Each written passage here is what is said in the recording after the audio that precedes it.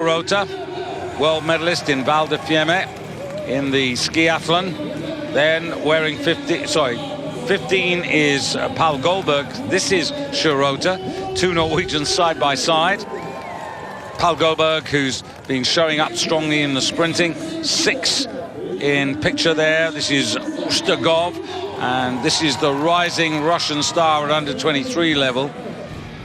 And next to him, wearing 5, Dario Colonia, who's in this three-way battle for the season's World Cup, which of course he is trying to defend. And then completing the lineup, Germany's Toby Angera. And I just wonder what's in his mind here tactically about what he does with these men. And completing the lineup, Dmitry Yaparov of Russia.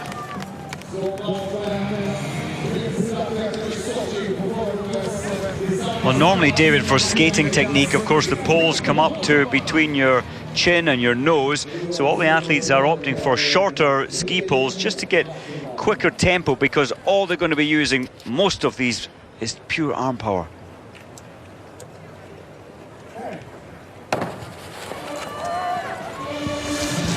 Yaparov on the near side there, just holding.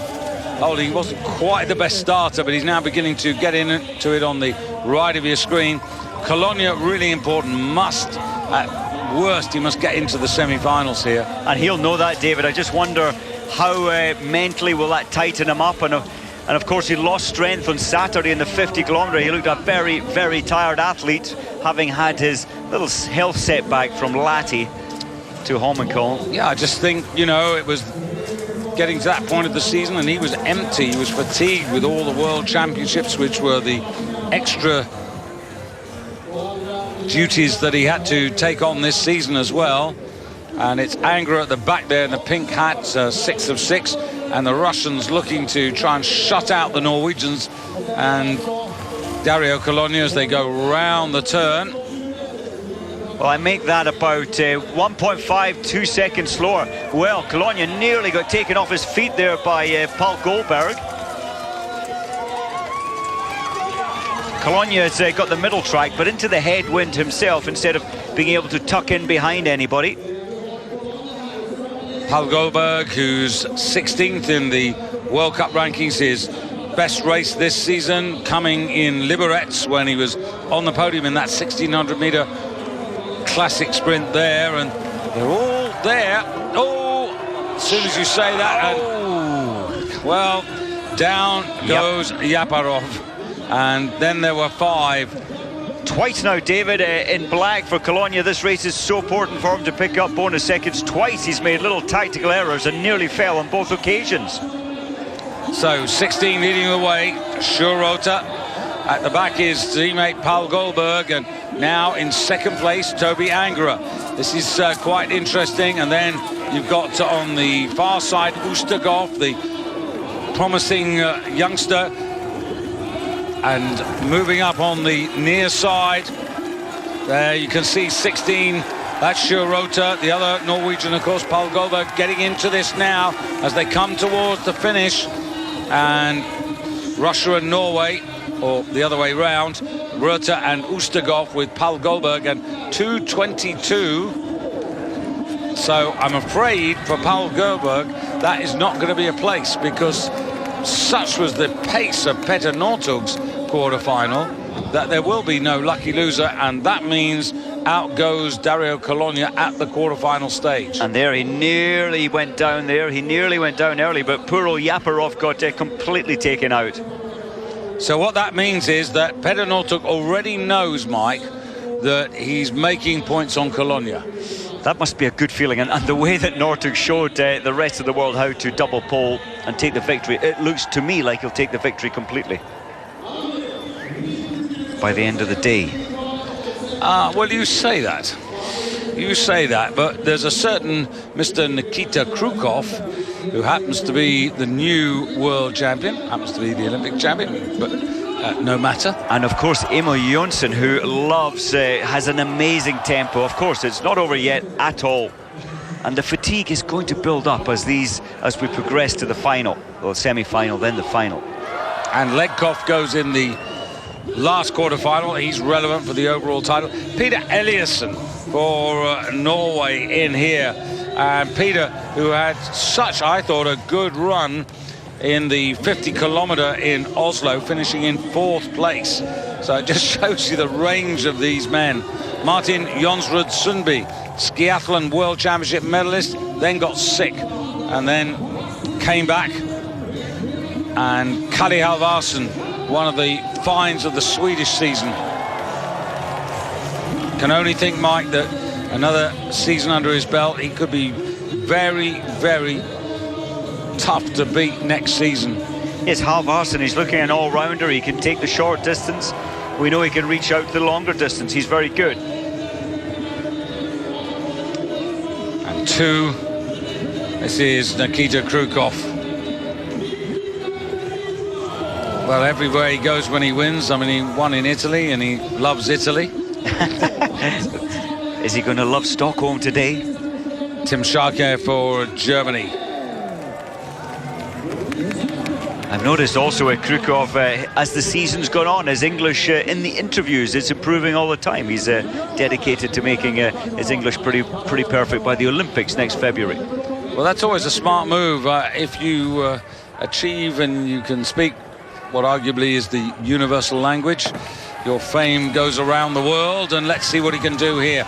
2 from the right of your picture, wearing 9 for Norway. That's Finn Krogh.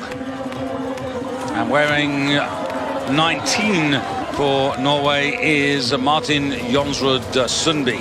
I remember the World Championships, David, of course, Petter Northug paying Krukov the highest compliment, saying that Krukov is the best double polar in the world. I think, I'm not sure if Northug actually really meant that, because I think Northug is the best double polar.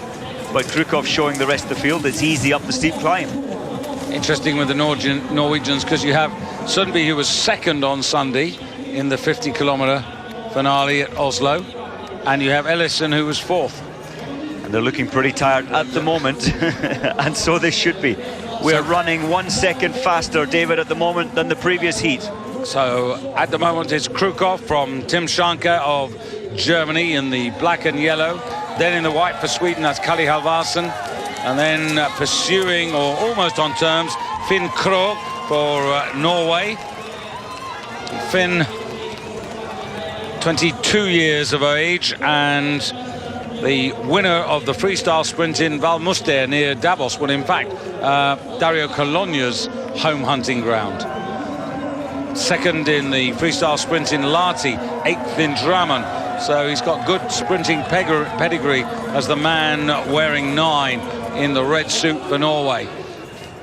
So there you can see 5 of them now involved, and it is the world champion on the near side, Nikita Krukov, who's powering here. And just look at that, he just finds that little bit of extra.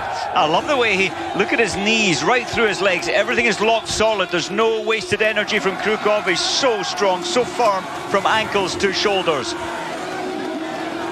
So Krukov being taken on by the Norwegian, and this is Finn Hagen Krogh, and Finn Hagen wanting to take Krukov's scalp. Kalle Halvarsson coming up as well here in white for Sweden, but Krukov will not be denied. 2:21.4, so slightly quicker than it's the 2nd quickest quarter-final, but it still doesn't come and beat 2:19.6 of Petter Northug.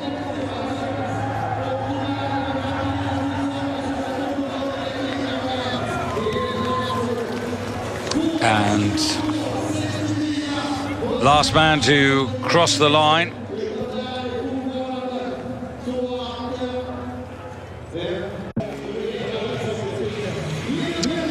So to the last of our quarterfinals, which includes a battle of previous champions. And here is Erik Bransdal, the man who won here.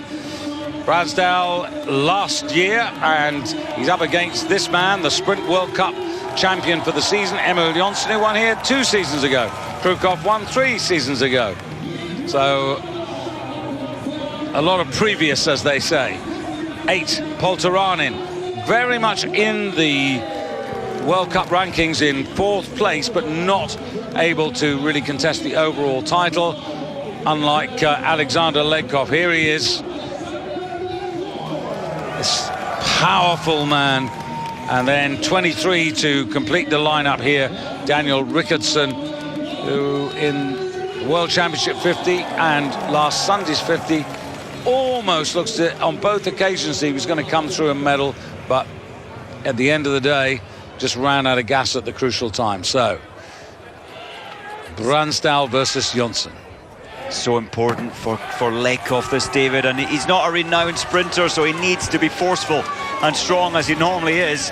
He's not agile, he doesn't have quick reactions, Legkov, and there he is, 4th, 5th position at the moment. Polteranen's interested in this, Mike, because Polteranen is the 4th best sprinter of the season, and his campaign includes the victory in Davos in the classic sprint at altitude, and that's probably the high point. But he was also, if you remember, second only to Petter Northug in Drammen just a week ago. So you can't rule him out of the equation one little bit here. This is arguably one of the most competitive, if not the most competitive, of the quarterfinals. It is. I think Polteranen would be better suited to a terrain where he can use his, for me, one of the most efficient classic techniques. That's using the legs as well, not just the arm power, but we'll have to wait and see. Jonsson, this is fast.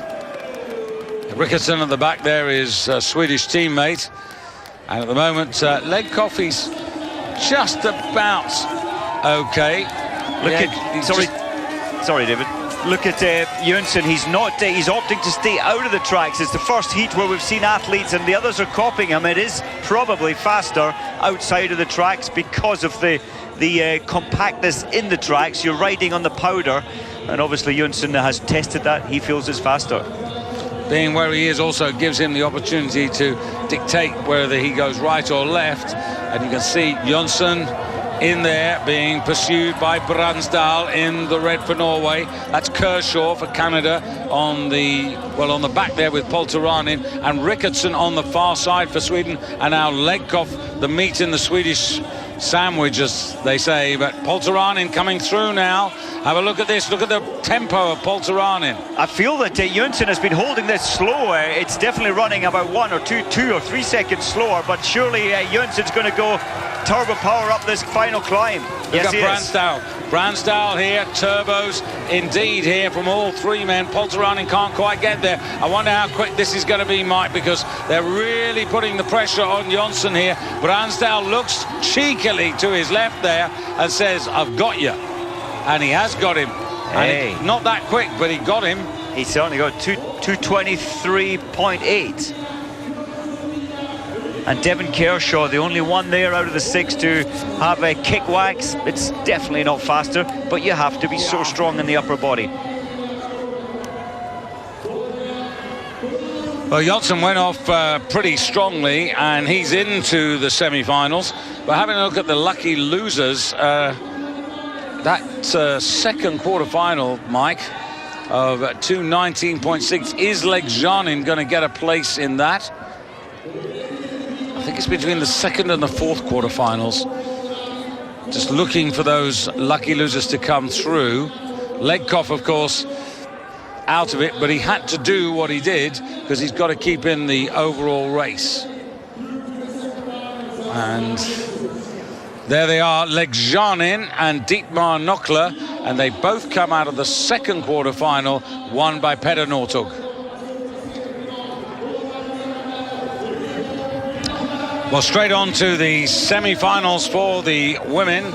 Charlotte Kalla getting through as a lucky loser into this final, where she's joined by a Swedish teammate, Magdalena Pajala. But before we see her, here is Magic Marit. And Marit Björgen